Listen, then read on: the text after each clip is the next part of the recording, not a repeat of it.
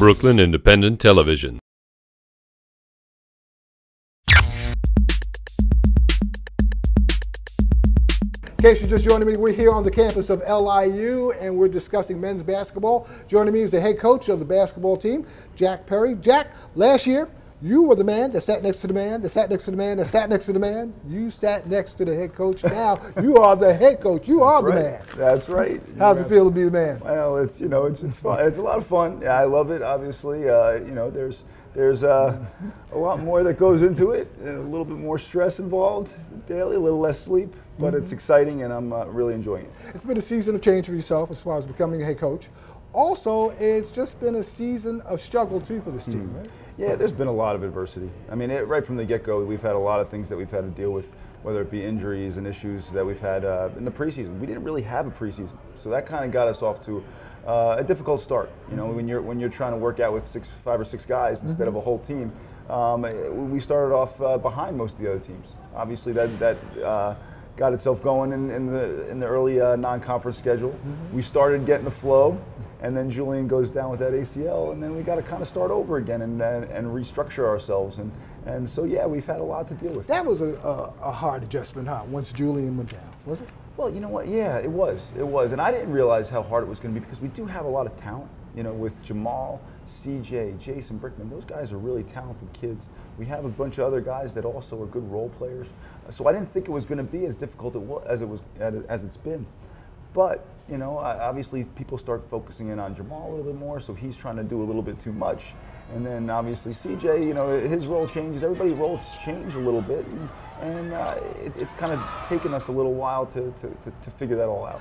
Julian is still part of the program in one way as far as he's been attending practices. Yeah. Also, I see him sitting on the bench. So what is his focus? What is his role now? Well, Julian's a leader. He's got to be a leader for the younger guys. You know, we have a kid by the name of E.J. Reed who's a big part now of our rotation as a freshman, and he kind of helps him and kind of gives him some teaching points, and I try and give him some things to do that way so that one, he can still feel part of it, and also because he's such a good kid and good leader, I think he's good at helping our younger guys.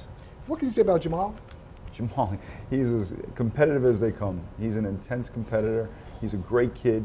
He's a good leader, and you know, I'm so glad we have him. I'm very fortunate to have him, and you know, like I said, I think this whole thing without having Julian has been hard for him, and he wants to do so well all the time that, you know, he's kind of. He needs to calm himself down. Sometimes does he overextend himself? He does a little bit. He you know, and again, he's a very temperamental kid, but that's part of his charm. That's part of why he's so good, and he's a talented kid. As you're in conference play, one big game you always look forward to every year is the Battle of Brooklyn. The Battle of Brooklyn's always an intense rivalry, and those guys are good guys. We're all friends off the court, and then once we get to that Battle of Brooklyn, you know, everybody's looking to try and get that W. So it'll be fun. Playing at Barclays Arena, what has it done for your program? It's been great. I mean, that place is beautiful. It's state of the art, and it's been great for recruiting. You know, we bring our kids over there. We get 4 games there every year, which no other school in the tri-state area gets that. That's us because we're a corporate sponsor, and that's been great for us. We bring kids over there, and they love it, and hopefully that'll help us build a pipeline that way, recruiting as well.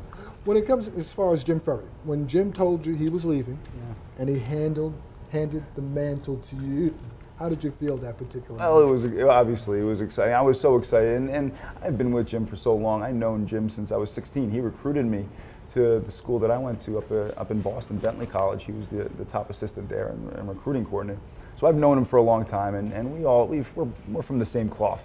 You know, so with the same philosophies, all of that goes into it, and believe in the same things. So you know, there wasn't a whole lot of transition that way, but it was just more exciting to get the chance to be a head coach again. And what do you do differently from him? What is there a difference? Is there a difference in philosophies? No, like I said, there really isn't a whole lot different yet. Well, when you have a team that returns so many guys, and we've had so much success, there's not a whole lot of change that you want to take place. And plus, like I said, we both have the same mentor as head coach Jay Lawson. He mentored Jim, and he also mentored me, and we both believe in the same things. So there's not a lot of change, there's not a lot of difference. Okay, Coach. Well, thanks for coming on. Sounds good. All right, folks, and we are out of time, and that's a wrap up for us here on In the Zone. I'm Micheal Bellamy from the campus of LIU. Take care and have a safe week. Bye-bye. Watch this and other Brooklyn Independent Television episodes online at bricartsmedia.org/BIT.